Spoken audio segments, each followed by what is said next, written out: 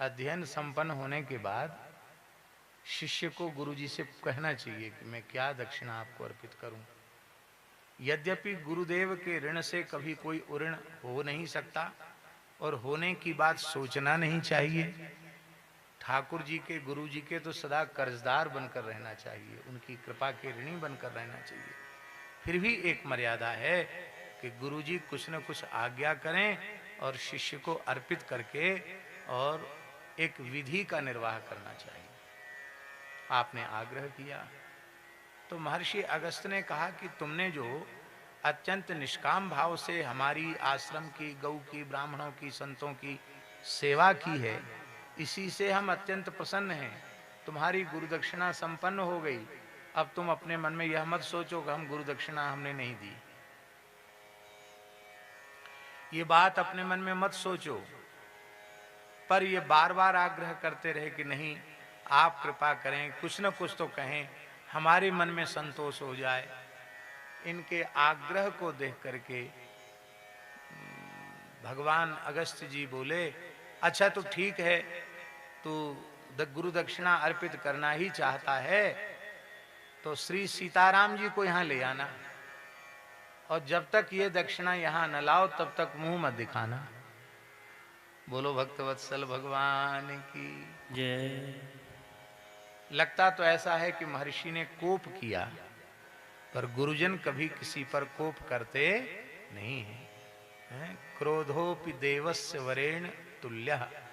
महत्पुरुषों का क्रोध भी वरदान के तुल्य होता। वो क्रोध नहीं है, क्रोधाभिनय मात्र है। बोले जब सीताराम जी को ले आना तब आना, यही तुम्हारी गुरु दक्षिणा है। तो आपने कहा वो तो हम लेके आएंगे जरूर, लेकिन उसके पहले सीताराम जी को बुलाना पड़ेगा। अब वो आवेंगे कैसे, उसकी विधि भी आपको ही बतानी पड़ेगी, क्योंकि सदगुरु की कृपा के बिना जीव को भगवत प्राप्ति होती नहीं है। तो कैसे होगी? तो श्री राम तारक मंत्र का उपदेश तो महर्षि अगस्त्य ने सुतीक्ष्ण जी को किया ही था। सर्वप्रथम रामार्चन का जो उपदेश है महर्षि अगस्त्य जी ने सुतीक्ष्ण जी महाराज को किया। रामार्चन एक शिव संहिता के अनुसार भगवान श्री राम की परिकर सहित पूजा की एक विशेष पद्धति है। उसमें यंत्र का निर्माण होता है और महाराजोपचारों से भगवान का पूजन, प्रेमोपचारों से पूजन होता है। पंच आवरण होते हैं, उन आवरण में देवी देवता भी आ जाते हैं और मुख्य जो आवरण होता है उसमें श्री सीताराम जी होते हैं। यहाँ भी रामार्चन पिछली वर्ष हुआ था। बड़ा अद्भुत यज्ञ है रामार्चन, पर उसमें समय भी अपेक्षित होता है, जन और धन का सहयोग भी अपेक्षित होता है। जन सहयोग भी चाहिए और धन का सहयोग भी चाहिए। और महर्षि सुतीक्ष्ण तो परम अकिंचन है, न धन का कोई संपर्क संबंध दूर दूर तक है और न कोई जन का संपर्क संबंध है। विरक्त महात्मा, उनको यदि किसी दूसरे व्यक्ति की आवश्यकता पड़ जाए, बहुत ध्यान से सुने ये बात, यद्यपि इस परिभाषा में हम नहीं आते हैं, इसलिए नहीं आते हैं कि हमारी अपनी अपात्रता कुपात्रता है। बाकी बात यह है कि स्वयं दासास तपस्विना, विरक्त तपस्वी महात्मा वे स्वयं के ही दास होते हैं। आप साधक हैं, महात्मा हैं, वृद्ध हैं तो कोई बात नहीं, वृद्ध की सेवा में तो कोई ना कोई रहेगा। लेकिन यदि शरीर वृद्ध नहीं है तो यहाँ तक लिखा हुआ है कि दूसरे किसी को आपने अपने अनुष्ठान में सेवक की तरह रखा तो आपका अनुष्ठान कभी सफल नहीं होगा। जिसने सेवकांतर का वर्ण किया उसका अनुष्ठान विफल हो गया। इसलिए परम अकिंचन भाव से स्वयं अपना सब कार्य करते हुए साधन करना चाहिए। साधक को किसी पर भी भार नहीं बनना चाहिए, निर्भर होना चाहिए। तो एकांत जंगल में जाकर आप साधन करेंगे, धन है नहीं, वस्तु है नहीं, तो कैसे रामार्चन करेंगे? तो गुरुजी से कहा कि उपदेश तो आपने कर दिया, अब कैसे रामार्चन हम करें?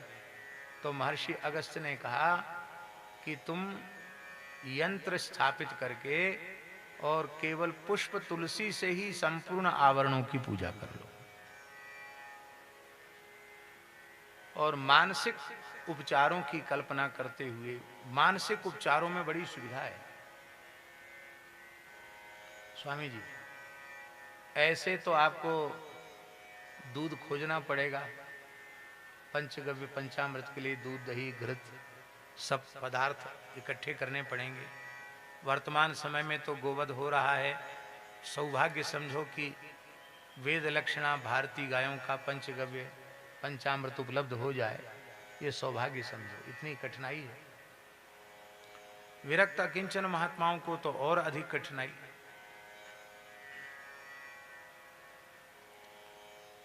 लेकिन जब मन से ही संपूर्ण प्रेमोपचारों को अर्पित करना है तो फिर वहां मन में तो कोई कंजूसी है नहीं, उसमें किसी व्यक्ति की आवश्यकता नहीं है। तो वहां तो आप नित्य कामधेनु को बुला करके कामधेनु के दुग्ध से ही भगवान का अभिषेक कराओ। आप चाहे जितने 56 भोग रोज लगाओ, चाहे जितने महाराजोपचारों से पूजा करो, हैं? इंद्रादि देवता जैसे बहुमूल्य आभूषण भगवान को अर्पित न कर सकें, उससे भी अमूल्य आभूषण भगवान को अर्पित करो। तो आप तुलसी पुष्प प्रकट उपचार के रूप में अर्पित करते और बाकी केवल मानसी पूजा करते। इसीलिए वो भूप रूप का ध्यान करते हैं। रामार्चन में भगवान का भूप रूप ही है, राजाधिराज स्वरूप है, इसलिए राजाधिराज स्वरूप का ध्यान करते हैं। और ये रामार्चन करते करते आपको राम जी आए, रामार्चन से ही सब कुछ प्राप्त हो गया है।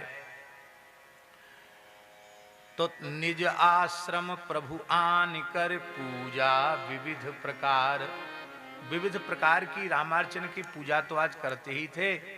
आज आश्रम में बिठाकर उपलब्ध कंदमूल फल निवेदित करके तुलसी पुष्प भगवान के श्री चरणों में अर्पित करके और आप कृतार्थ हुए। और फिर बोले कि भगवान अब आप ही बताओ कि मैं आपकी स्तुति कैसे करूं। मुझ में स्तुति करने की सामर्थ्य नहीं है, क्योंकि आपकी महिमा तो अनंत है और मेरी बुद्धि तो बहुत अल्प है, सीमित है। क्या जुगनू सूर्य से प्रतिद्वंदता कर सकता है क्या? जुगनू जानते हैं ना, जुगनू जानते हैं कि नहीं? हिंदी में जुगनू कहते हैं, संस्कृत में खद्योत कहते हैं। ये जो वर्षा काल में एक कीड़ा होता है जो ऐसे ऐसे जलता बुझता रहता है, क्या कहते हैं आपके यहाँ उसको? है पिंगामिन, केरल की भाषा में। यहाँ क्या बोलते हैं पहाड़ में? जुगनू बोलते हैं। संस्कृत में खद्योत बोलते हैं और उधर गुजरात में आगिया बोलते हैं, ब्रज में पटवीजना बोलते हैं, और उड़िया में क्या बोलते हैं बाबूजी?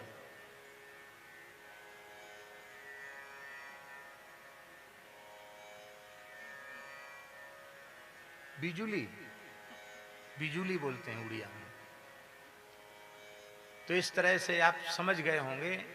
तो वो खद्योत जो है वो सूर्य भगवान से युद्ध नहीं कर सकता, प्रतिद्वंदिता नहीं कर सकता है कि अरे चलो हम लड़ने सूर्य से चलेंगे, हमारे प्रकाश के आगे सूर्य क्या चीज है। तो जुगनू तो बेचारा जुगनू है, रात्रि में ही थोड़ा टिमटिमाता है। सूर्य के उदित होने के बाद तो जुगनू का पता ही नहीं चलता कि जुगनू है कि नहीं। तो मेरी बुद्धि तो जुगनू से भी हल्की है, आप तो सूर्य के समान अनंत प्रकाश से युक्त हैं। मैं क्या आपकी स्तुति करूं, लेकिन चलो आपका जो स्वरूप मेरे नेत्रों के सामने प्रकट है, उसी स्वरूप का स्मरण करके, उसी स्वरूप का गुणगान करके मैं अपनी वाणी को कृतार्थ करूंगा। पहले आज स्तुति पूरी कर लें और फिर उसकी चर्चा करना आरंभ, जहां तक हो गई है वहां से आगे की चर्चा करेंगे। ठीक है? श्याम ताम रस दाम शरीरम जटा मुकुट परिधन मुनि चीरम, पाणी चाप सर कटितूणीरम, नौमी निरंतर श्री रघुवीरम, मोह विपिन घन दहन कृशानु, संत सरोरुह कानन भानु, निशिचर करी बरूथ मृगराजा, त्रातु सदा नो भव खगबाजा, अरुण नयन राजीव सुवेशं, सीता नयन चकोर निशेषं, हर हृदि मानस बाल मरालम, नौमी राम बाहु विशालम, संशय सर्प ग्रसन उर्गादा, समन सुकर्कस तर्क विषादा, भव भंजन रंजन सुरयूता, त्रातु सदा नो कृपा बरूथा, निर्गुण सगुण विषम समरूपम, ज्ञान गिरा गोतीत मनूपम, अमल अखिल अमल मखिल मन वैद्य मपारम, नौमी राम भंजन मही भारम, भक्त कल्प पादप आराम, तर्जन क्रोध लोभ मद काम, अति नागर भव सागर से त्रातु सदा दिन दिन कर कुल के, अतुलित भुज प्रताप बल धाम, कलिमल विपुल विभंजन नाम, धर्म बल्म नर मद गुण ग्राम, संतत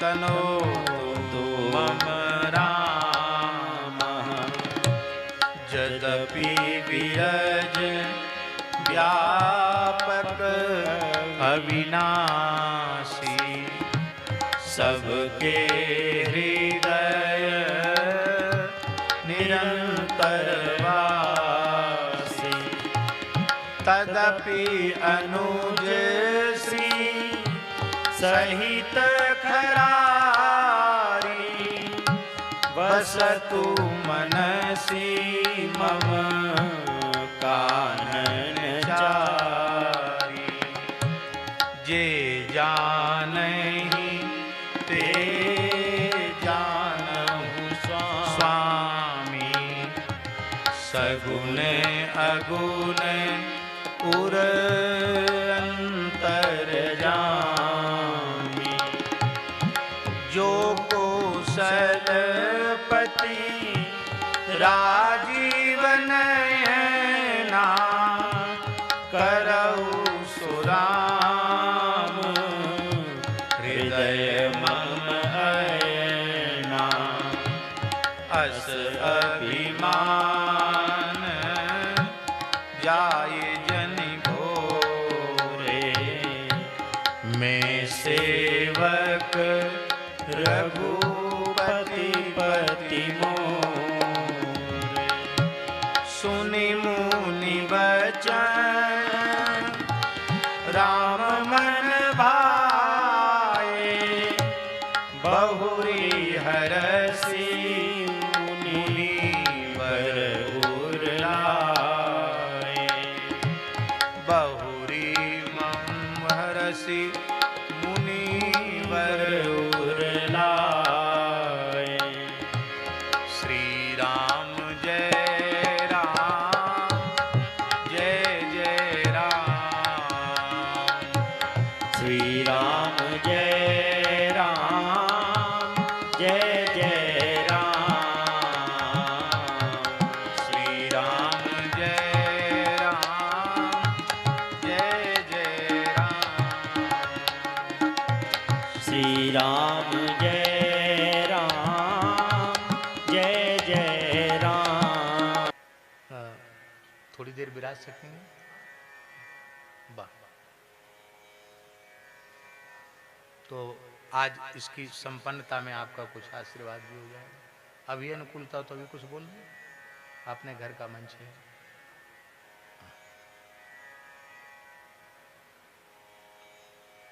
प्रयाग में, तीर्थराज प्रयाग में कुंभ पर्व के अवसर पर श्री रामचरितमानस के अरण्य कांड की चर्चा आरंभ की थी और खूब व्यस्तता कुंभ में रही। लगभग 15 दिन तो चर्चा चली। क्यों 15 दिन? तो लेकिन फिर थोड़ा शारीरिक अस्वस्थता भी हो गई, फिर बीच में बाधित हो गया। तो वहाँ सुतीक्ष्ण जी की स्तुति चल रही थी अरण्य कांड में, वहाँ तक हो गया था। तो अब यहीं तीर्थराज प्रयाग का स्मरण करके गंगा जी के उसको यहाँ पूर्ण कर रहे हैं।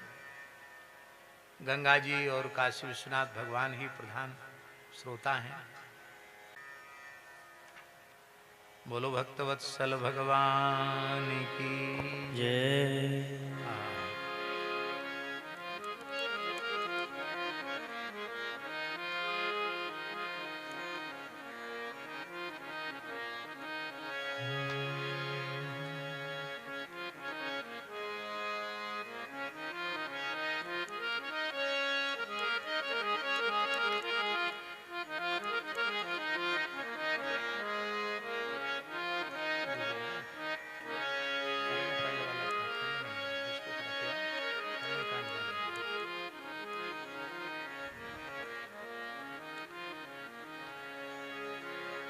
यहां तक स्तुति में चर्चा हो चुकी थी।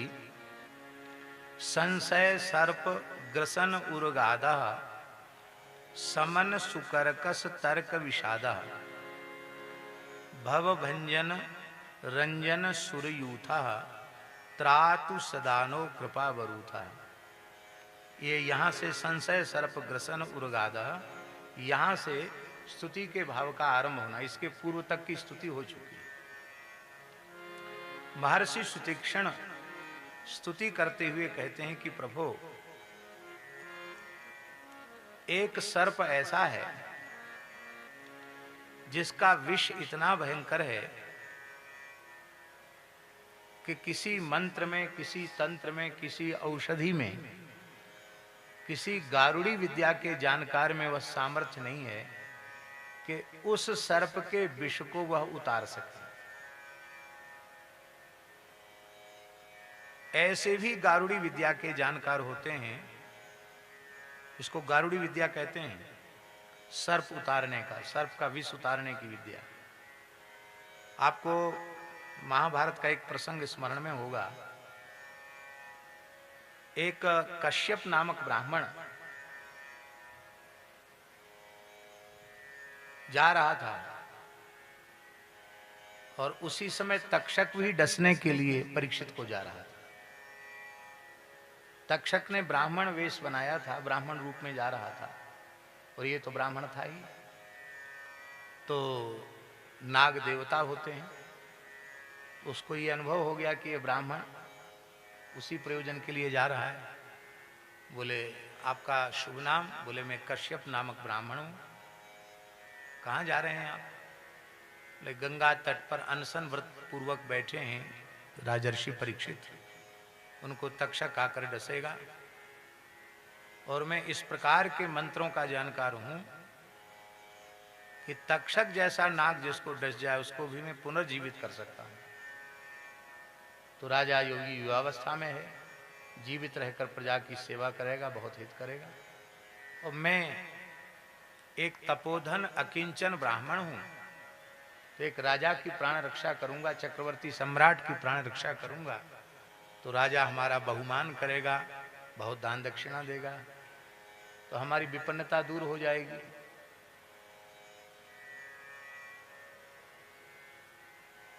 उसने कहा कि तुम कितने भी बड़े विष उतारने की विद्या के जानकार क्यों न हो, लेकिन तक्षक जिसे डस जाए उसे तो जीवित करने वाला कोई ब्रह्मांड में तो कोई है नहीं।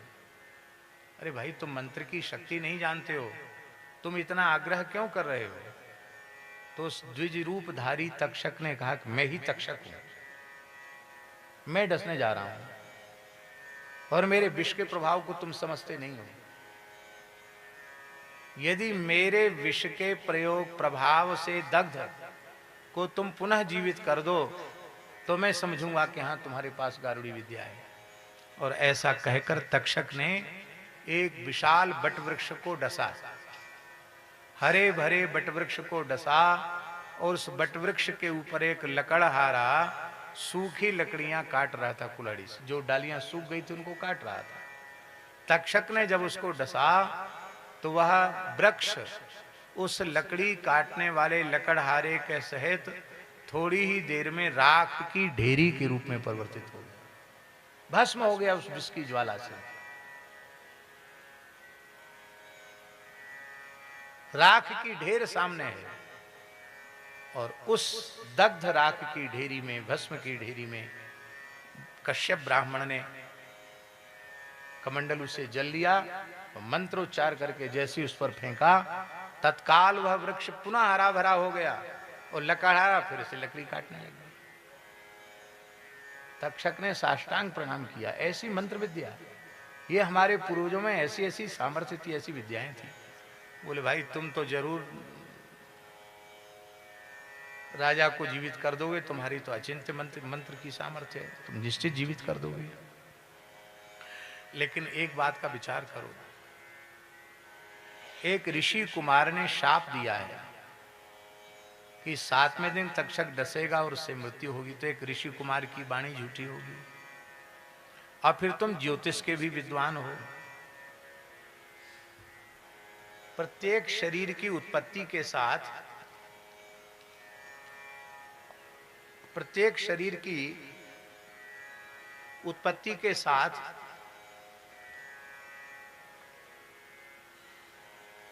उसके नाश का विधान भी सुनिश्चित होता है। नाश का विधान